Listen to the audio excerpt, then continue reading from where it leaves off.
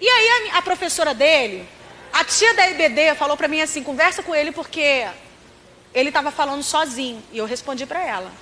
Quando ele chegou em casa, ele falou assim, eu falei assim, Vitor, você estava falando sozinho na igreja? Ele, não. Eu falei, estava falando com quem? Com o homem da capa preta.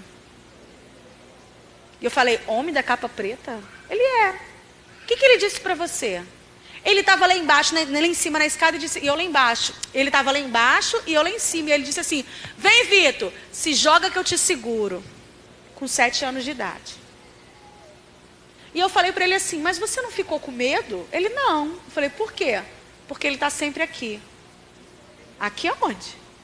Aqui em casa. Aqui em casa? Como assim? Aqui em casa. Ele vai para a igreja com a gente. Ele senta no carro com a gente.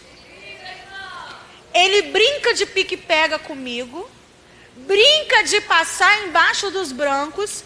E brinca de rodar até cair. E onde que a mãe dele estava que não viu isso? Ocupada demais com os filhos dos outros. E eu falei, você não tem medo nele? Não, ele brinca comigo. A gente brinca de carrinho, a gente brinca de um monte de coisa. E aí, eu morava no 3º andar. E você já teve assim, o mesmo sonho várias vezes? Eu tive várias vezes o mesmo sonho que meu filho caiu no 3º andar. E eu sempre achei que era literalmente cair no 3º andar, porque eu moro no 3º andar. E eu vivia com a minha casa trancada. Para não dar brecha para o Vitor cair. E o Senhor já estava me alertando no mundo espiritual. Quando ele me falou que ele tinha esse amigo que brincava com ele e convivia com a gente dentro de casa, é muito sério o que eu vou falar com você agora. Eu comecei a adaptar a minha casa para o diabo. Sim, sabe como? Eu peguei todas as facas, peguei todas as tesouras e qualquer coisa que porventura poderia usar para matar alguém, coloquei embaixo do meu travesseiro. Eu adaptei, não adaptei? Porque eu tinha medo dele pegar uma chave e ir embora de casa, porque o diabo mandava. Eu tinha medo dele pegar uma faca e fazer alguma coisa em casa, porque o diabo mandava, se ele era amigo imaginário. E eu fiquei 2 noites sem dormir, com medo de acontecer alguma coisa. E foi na época da Isabela Nardone, aquelas coisas todas. Eu estava com muito medo de acontecer alguma coisa. E fiquei 2 dias sem dormir. E ficava assim, meu Deus, como é que pode? O diabo está na minha casa. Gente, olha que ignorância espiritual. Ai, o diabo está na minha casa. E agora? Ele está vendo o diabo aqui. E agora toma uma atitude. Falei, opa, peraí. A casa é minha. Quem me deu foi Deus. Eu não convidei ele para vir para cá. Então agora ele vai sair. Vou expulsar ele daqui agora. E deixei ele sem casa. Falei, como é que é? Comecei a orar. E sentei o Vitor, chamei o Vitor. Ah, e um detalhe. Em casa, quando ele aprontava que eu batia nele, ele gritava assim, para de rir de mim, para de rir de mim. Tava eu, Vitória e Vitor. Se eu bati no Vitor, quem riu dele? Claro que era a Vitória. Eu, você e toda a torcida do Flamengo ia achar que era a Vitória. E eu ia lá e batia na Vitória também. E ela ficava assim, eu nem fiz nada. E sabe o que eu falava para minha filha? Você é muito cínica. Eu viro as costas e você ri dele. E eu lembro que o meu pastor falava assim, ô Flávia, não faz isso com a Vitória não, ela é tão boazinha. Você não conhece. Ela é cínica. Eu falava isso à minha filha. Até que um dia eu estava lavando vasilha, e do mesmo jeito que eu fui ignorante espiritualmente com os meus filhos, tem muita tia de departamento infantil que é. O seu filho derruba um copo d'água, você vai lá e grita com ele e fala, vai limpar, não sou sua empregada não. E quando vai o filho de uma irmãzinha, não tem problema não, eu limpo. Por que a gente é mais agradável com os filhos dos outros que com os nossos? Aí às vezes o filho vai lá, ai que linda minha mãe tirando foto, sorrindo para as crianças. Sabe em casa como é que é? Eu tive uma criança que perguntou se podia morar na igreja. Porque lá o papai é tão bonzinho. E aí eu estava lavando vasilha, Vitória fazendo dever do meu lado, na mesa. E eu tinha brigado com o Vitor, não me lembro por quê, porque era muito comum, gente. O Vitor aprontava demais. O Vitor uma vez colocou 6 bolos de chocolate dentro do aquário porque o peixe estava com fome. O Vitor colocou um pedaço de pano no coelho, jogou o coelho para cima e disse: coelho voador! Era nesse nível.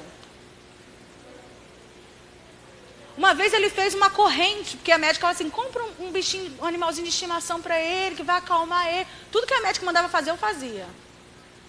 Compra. Aí eu comprei uma caixa de clips. E ele fez uma coleira de clips. Não me pergunte em que momento que ele fez isso, porque eu não vi.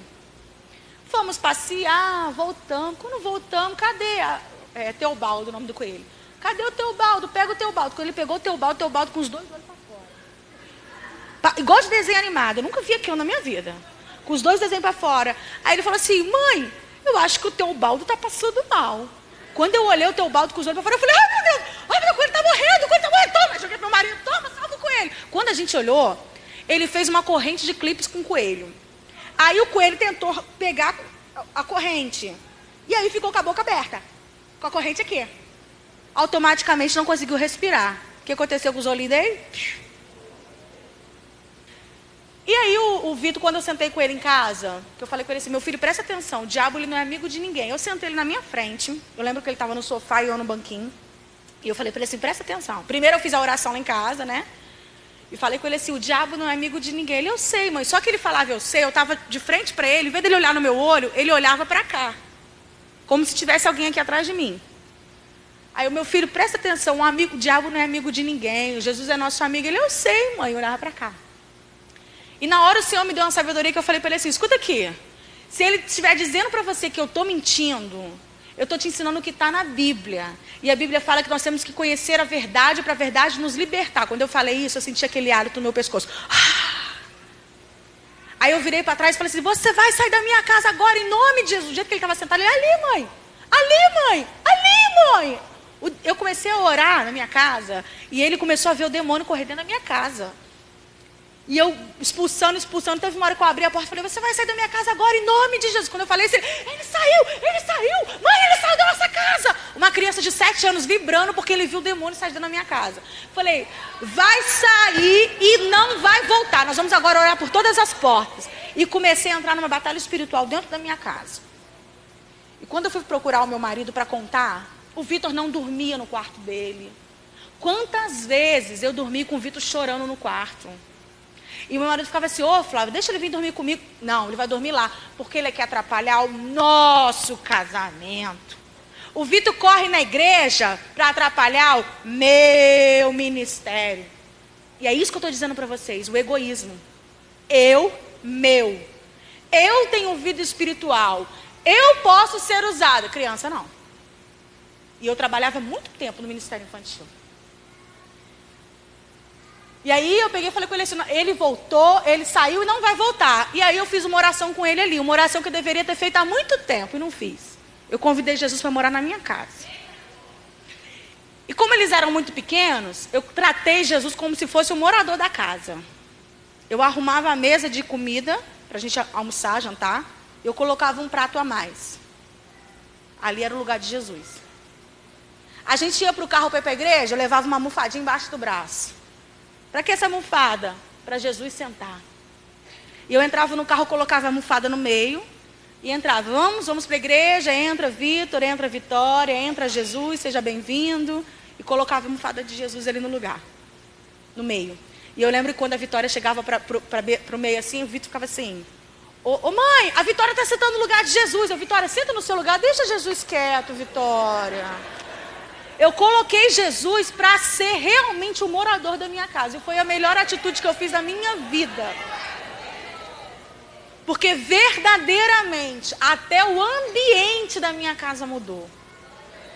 Às vezes a gente convive dentro da nossa casa e a gente percebe as paredes sujas, mas não é uma sujeira de rabisco de criança, é uma sujeira espiritual.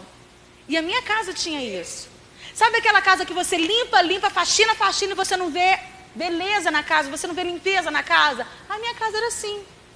Eu podia comprar os móveis mais bonitos, mas não ficava bonito na minha casa.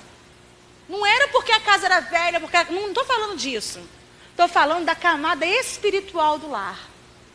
E aí nós temos que cantar todos os dias na nossa casa. Faça do meu lar, Senhor, um lugar de harmonia. E trazer a nossa casa como um altar de adoração, como um pedacinho do céu. Mas isso o anjo não faz por nós. Somente nós que temos que tomar essa atitude para ser feito.